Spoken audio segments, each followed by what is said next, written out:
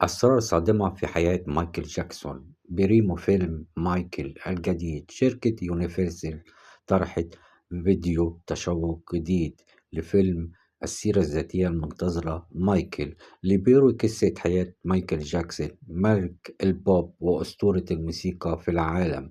البريم مركز بشكل واضح على الجانب الإنساني في حياة مايكل، وكشف عن علاقة المعقدة بوالده المتسلق جون جاكسون، والضغوط النفسية الكبيرة اللي عاشها بسبب الشهرة وهو طفل صغير.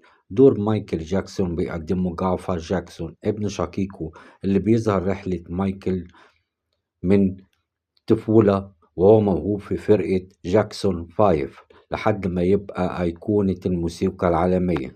الفيلم من إخراج أنتون فيكوا وسيناريو جون أجان، وبتشارك نيا لونج بدور والدة مايكل جاكسون، ومعها مايا ستيرز في دور المحامي جون بلانكا. فيلم مايكل واعد يكشف كواليس وأسرار ما اتقالتش قبل كده من حياة ملك البوب، والجمهور مستني يشوف القصة كاملة.